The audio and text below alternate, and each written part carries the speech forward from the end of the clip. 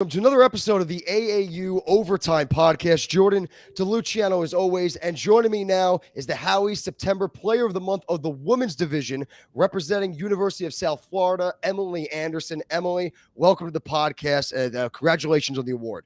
Thank you. Glad to be here. Yep. So we'll get right into it. You winning the Player of the Month. You are the first ever Women's Player of the Month here in AAU. How does that honor feel? I'm so excited to be the first ever Women's Player of the Month. I feel like I've invested so much of my life into hockey, and to be recognized for that as a Player of the Month in college, it just feels extremely rewarding that all of that hard work paid off, and it's just super surreal.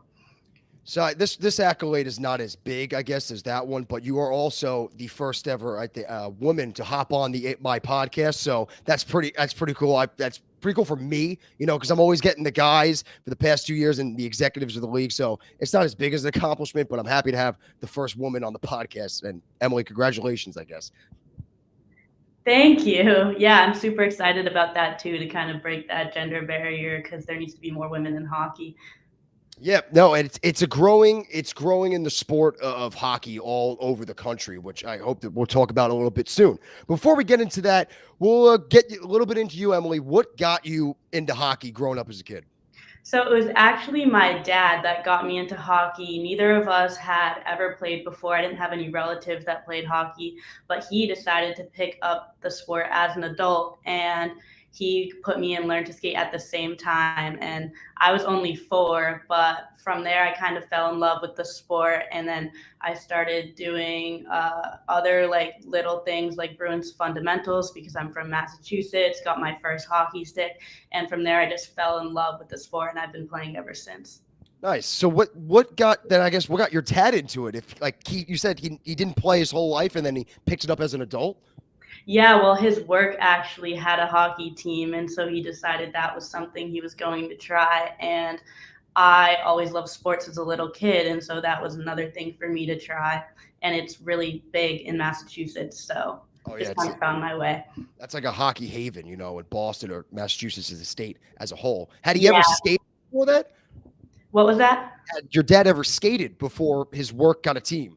No, we started at the same time, actually. So we were kind of learning the sport together. So even though you were what 3, you said when you picked up the skates, Yeah, 3 or 4. yeah, he was probably holding on to you probably for leverage just as much as you were to him. He was just Yeah. the other way around. So when you first started skating, any teams you played on leading up to your now time at USF? Yeah, so most recently I played for my girls' high school team, which was actually a co op with 8 other schools because there wasn't enough girls to have a team. So it was like a high school about 15 minutes from me, Auburn High School, go Rockets.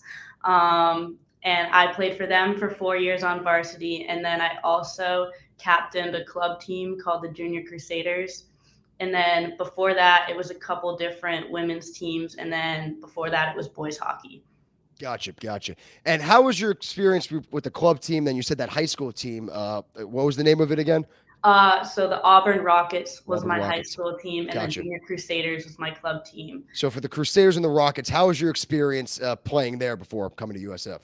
I think that the Rockets, my high school team, really prepared me for playing at USF because it was definitely the biggest hockey commitment I've had in my lifetime. It was 6 days a week, sometimes it was before school. And the coaches that I had with that program really wanted to make me a better player. And being on varsity as a freshman there, I was the smallest one. And I think that prepared me for like a higher level of hockey.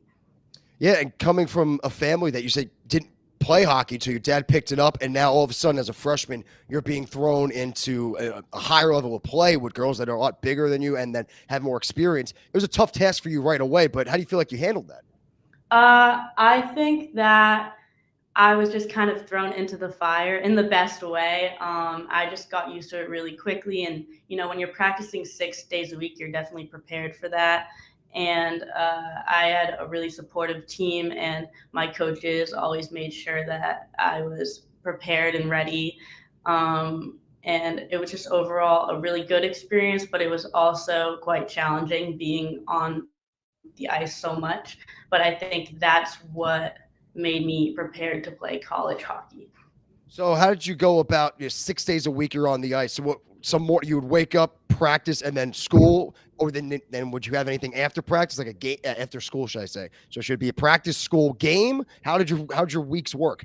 So most of the time, practice was right after school. So I would get out of school and drive straight to the rink. So sometimes it was bringing my hockey gear to school, Oh which wow. was a really interesting Yeah. experience. But then on Fridays, we always had practice before school. So that could be tough because I'm not an early morning person.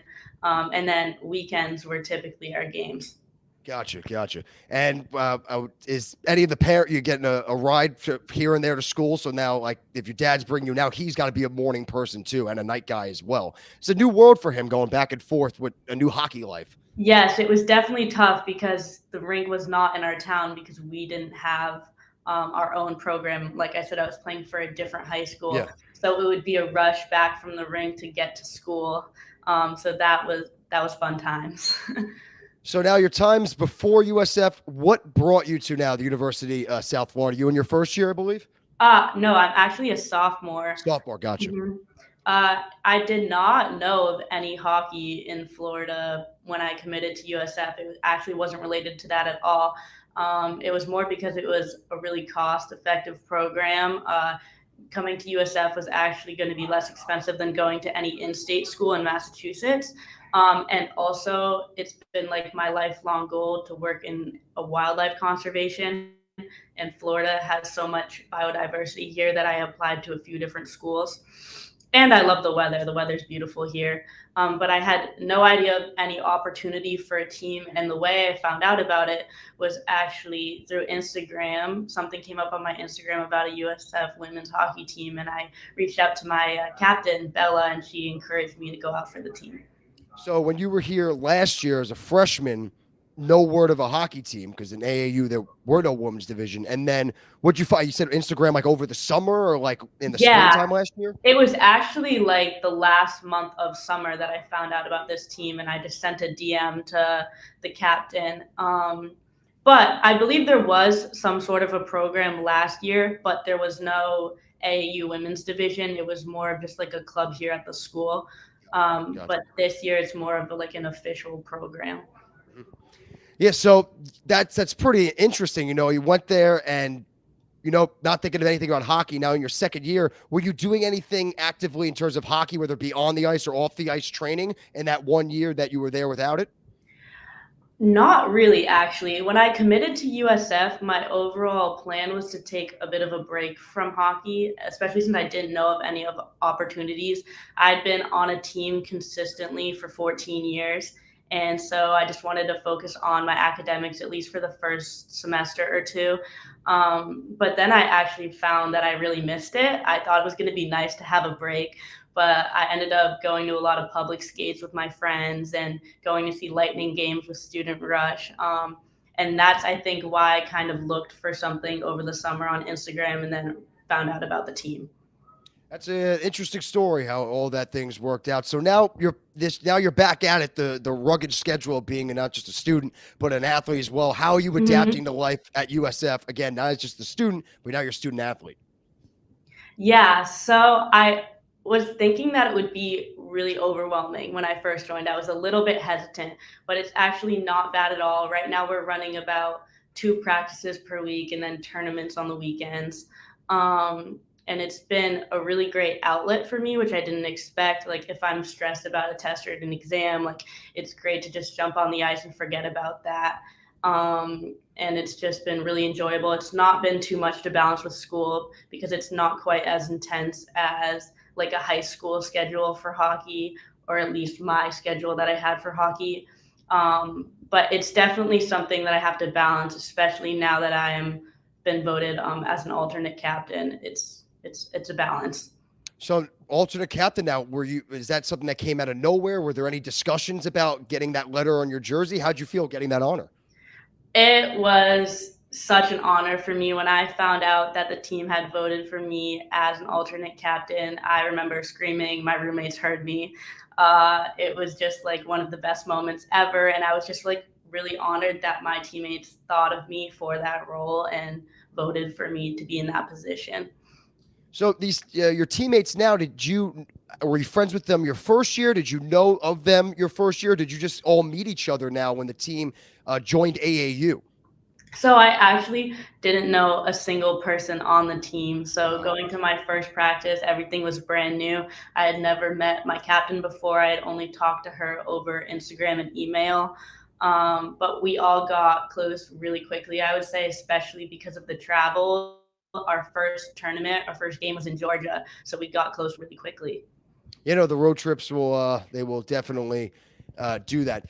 Growing up, you said in Massachusetts, the state of Massachusetts. Were you a Bruins fan growing up? Anyone you looked up to that you watched throughout elementary, high school, all the way into college now? I am a huge Bruins fan. I actually have a jersey on my wall right now in the Okay, dorm. I go to all of the Lightning games against the Bruins. that's a big rivalry. Those two teams over the past few years. Yeah, growing up, I was a big Milan Lucic fan. But I wouldn't say there was like any specific player that I would like try to copy. I was more of just like a fan. And Lucic is back this year, so you're probably very happy about that. That made me so excited. I definitely want him to retire with the Bruins.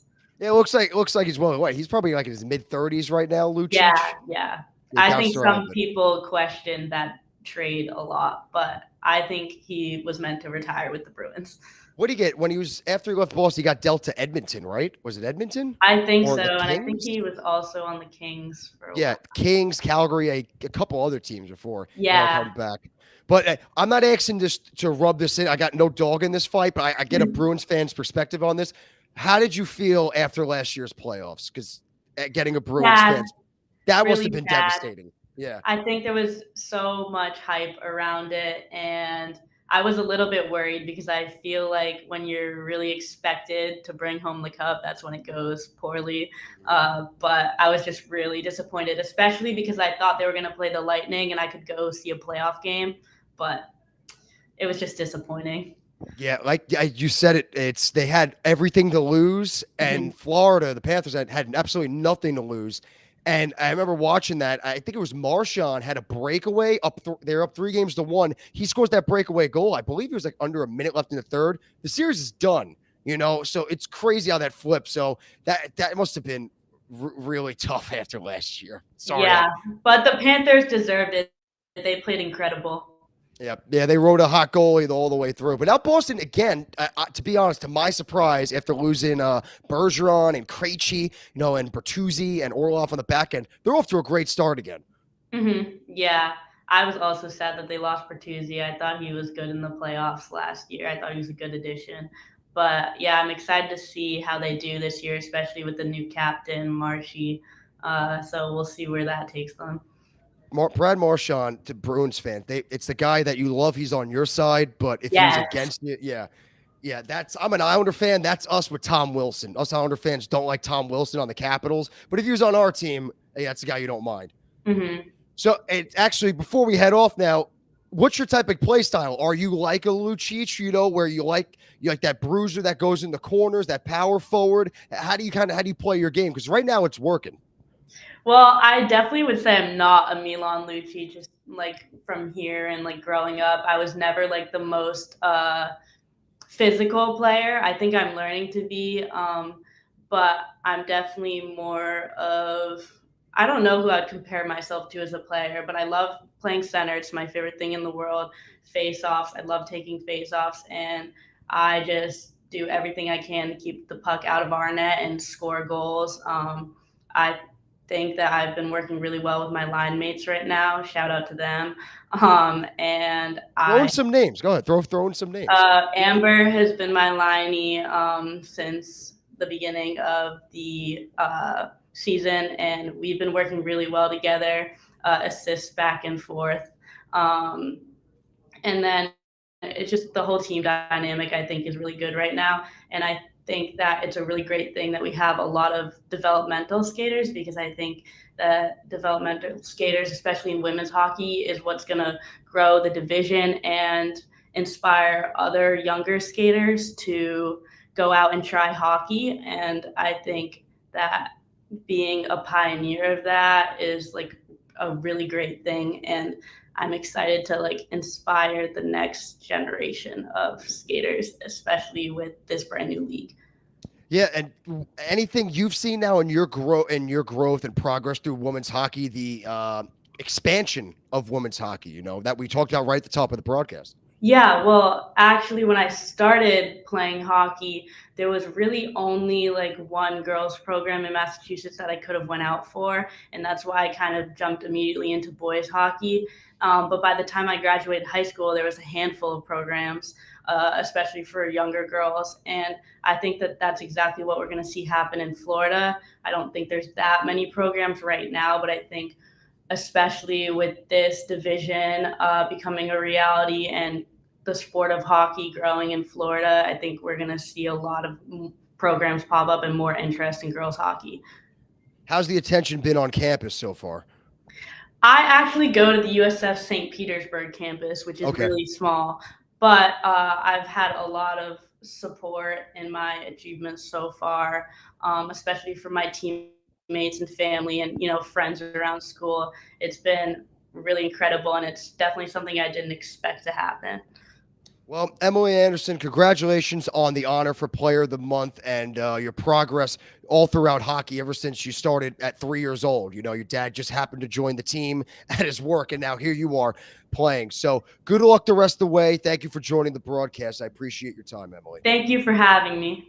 No problem. So once again, alongside the Howie September Player of the Month representing University of South Florida, Emily Anderson, my name is Jordan DeLuciano. Until next week for the AAU Overtime Podcast, we will see you